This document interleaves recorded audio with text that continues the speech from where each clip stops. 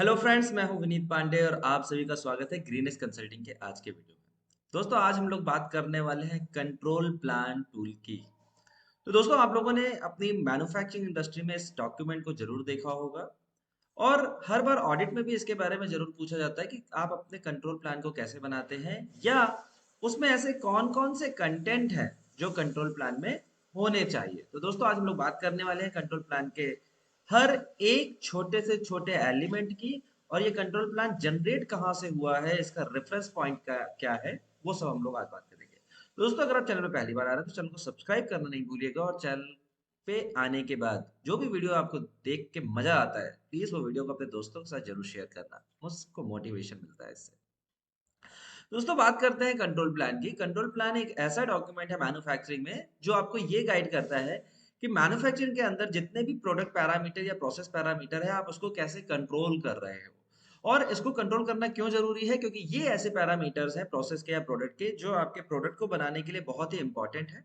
Customer के point of view से देखा जाए तो ये कस्टमर की, यूजर की सेफ्टी, कंप्लायंस या फिटमेंट परफॉर्मेंस फंक्शन के लिए बहुत जरूरी है।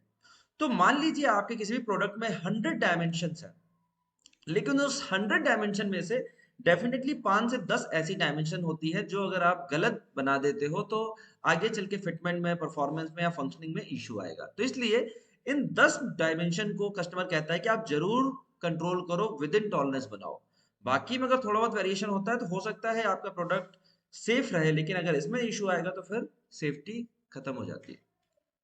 दोस्तों, कंट्रोल प्लान की अगर हम लोग एलिमेंट की बात करें तो कंट्रोल प्लान में वैसे तो कई सारे एलिमेंट होते हैं, और अगर हम यहाँ पे बात करें, मैंने 1 से लेकर 26 पॉइंट आइडेंटिफाई किए हुए कंट्रोल प्लान में।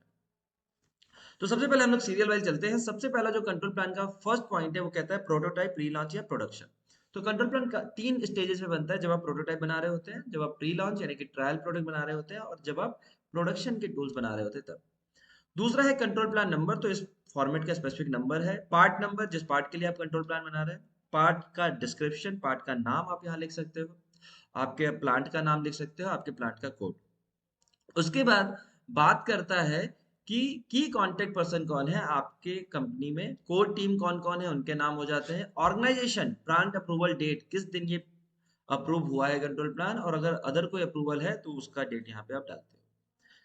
ओरिजिनल ये डेट कब बना था कंट्रोल प्लान, और रिवाइज कब हुआ है वो डेट आ जाएगी। कस्टमर इंजीनियरिंग अप्रूवल अगर रिक्वायर्ड है तो उस किस डेट में मिली है, कस्टमर क्वालिटी अप्रूवल किस डेट में मिली है, और अदर अप्रूवल किस डेट में मिली है। ये सारी बेसिक इंफॉर्मेशन हो जाती है आपके कंट्रोल प्लान की ना। उसके बाद आता है नेक्स्ट पॉइंट, आपका पार्ट या प्रोसेस नंबर।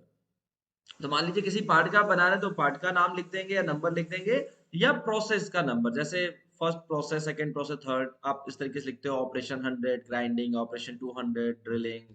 सो ये प्रोसेस नंबर्स आ जाएंगे। उसके बाद बात करता है process name. Process name, process क्या हो रहा है, ग्राइंडिंग है, ड्रिलिंग है, होनिंग है या असेंबली है, वो प्रोसेस का नाम या ऑपरेशन का डिस्क्रिप्शन हो जाएगा। उसके बाद वो किस मशीन पे, उस मशीन का क्या नाम है, उस डिवाइस, जिग, टूल्स का क्या नाम है प्रोडक्ट को बनाने के लिए। सो प्रेस हो सकता है 200 टन का, ग्राइंडिंग हो सकता है, वेल्डिंग मशीन हो सकती है, या असेंबली यूनिट्स हो सकते हैं, या कोई फिक्सचर है स्पेसिफिक, वो नाम आप 17th कॉलम में लिखते हो। फिर आता है कैरेक्टरिस्टिक्स। कैरेक्टरिस्टिक्स में सबसे पहला है नंबर। कैरेक्टरिस्टिक्स नंबर का मतलब है, अगर आपके बलून ड्राइंग में कोई नंबर स्पेसिफाई दिया है इस कैरेक्टरिस्टिक्स का, तो वो नंबर्स आप डालोगे, या किसी प्रोसेस में कोई कैरेक्टरिस्टिक्स नंबर दिया है वो आप नंबर डालोगे। देन उसके बाद आप प्रोडक्ट के कैरेक्टरिस्टिक्स के लिखोगे, तो लाइक जैसे राउंडनेस, डायामीटर, लेंथ, या सरफेस रफनेस, टेंशन। तो ये जितने भी प्रोडक्ट के कैरेक्टरिस्टिक्स है वो आप यहाँ पे लिखोगे। एंड देन प्रोसेस का कैरेक्टरिस्टिक्स। प्रोसेस का characteristics like RPM, feed rate, speed, force, pressure, ये सारे आपके प्रोसेस के कैरेक्टरिस्टिक्स होते हैं। देन यहाँ पे आता है स्पेशल कैरेक्टरिस्टिक्स क्लासिफिकेशन। तो जो भी आप सिंबल यूज करते हो स्पेशल कैरेक्टरिस्टिक्स के, और अगर ये सारी डायमेंशन स्पेशल है तो उसके आगे वो सिंबल्स को आप यूज करोगे। सिंबल जनरली आपकी कंपनी का डिफाइन होता है, या कई बार कस्टमर आपको देता है, वो सिंबल्स को ही आपको यूज करना है। फिर आता है मेथड। इस कैरेक्टरिस्टिक्स को आप कैसे कंट्रोल करते हो वो मेथड के बारे में बात करता है। तो सबसे पहले हमें लिखना होता है प्रोडक्ट एंड प्रोसेस का स्पेसिफिकेशन या टॉलरेंस। तो प्रोडक्ट मान लीजिए आपने लिखा कि राउंडनेस, सो उसका स्पेसिफिकेशन टॉलरेंस क्या है, 10 ± 1 माइक्रो। या diameter 15 mm plus minus 5 mm, या प्रोसेस की बात करें तो स्पीड स्पीड कितनी होनी चाहिए, आरपीएम कितना होना चाहिए 1400 प्लस माइनस 5 आरपीएम।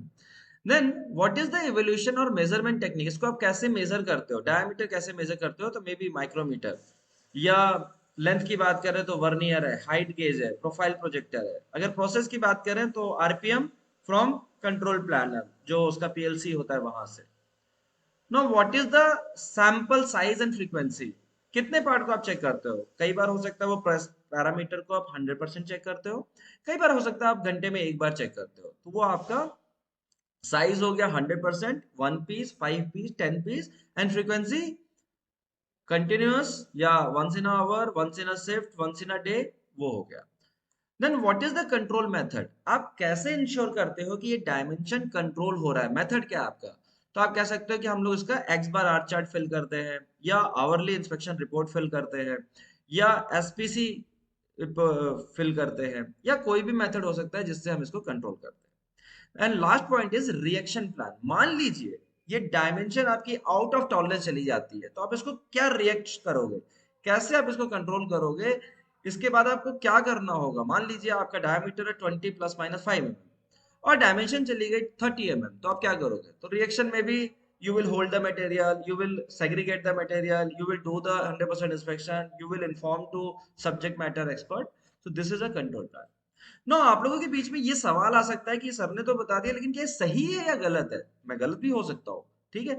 तो इसके लिए मैं आपको ये इंफॉर्मेशन देना चाहूंगा कि ये बिल्कुल सही है। और क्यों मैं ऐसा कह रहा हूँ, क्योंकि जब हम लोग बात करते हैं कंट्रोल प्लान की, तो कंट्रोल प्लान आपको कहाँ पे मिलता है, आप इसके लिए एआईएजी के एपीक्यूपी सेकेंड एडिशन मैनुअल में जाएंगे। अगर आप इसका नाम देखो तो इसका नाम है advance product quality planning and control plan, यानी कि इस मैनुअल में आपको कंट्रोल प्लान की गाइडलाइंस मिलेगी। So now I will go to the page number 51। Okay, और मैं आपको दिखाता हूँ कंट्रोल प्लान की जो भी मैंने चीजें बताई हैं, ये ओवरऑल आपका इस मैनुअल में डिफाइन है। तो अगर आप देखो ये है आपका कंट्रोल प्लान, जहां पे मेरी बताई गई सारी चीजें ऑलरेडी उन्होंने डिफाइन कर रखी है। अगर आप फिर भी चाहते हो कि सर ने कुछ बताया था लेकिन उसका और डिटेल जानना है, तो अगर आप इसके नेक्स्ट पेज में जाते हो, सपोज मैं कहता हूं कि 14 या 15 नंबर में क्या लिखना है, मैंने बताया हो सकता है गलत हो। सो अगर आप यहाँ पे जाते हो, नेक्स्ट पेज में आगे बढ़ते हो, तो ये कहता है लाइक 10th डेट का था ऑप्शन, तो वहां कौन सा डेट डालना है, तो enter the date that the original control plan was compiled. इसी तरीके से 17 में था machine device jig tools for manufacturing, तो कहता है for each operation that is described identify the processing equipment like machine device jig और other tools for manufacturing as a. तो दोस्तों इस तरीके से आप एपीक्यूपी के सेकेंड एडिशन में जाएंगे, वहां पे आप कंट्रोल प्लान को देख सकते हैं, मेरे वीडियो से आप इसको बार बार देख के समझ सकते हैं। और फिर भी अगर कोई क्वेरी हो तो मैं तो आपके लिए बैठा हूँ, आप कमेंट सेक्शन में मुझे बता सकते हैं कि क्या आपको इश्यू है कंट्रोल प्लान बनाने में। तो दोस्तों उम्मीद करता हूँ ये वीडियो आपको पसंद आया होगा, और आप अपने दोस्तों के साथ जरूर शेयर करिएगा अगर उनको भी कंट्रोल प्लान बनाने में कोई दिक्कत होती है। Thank you, good day, good bye.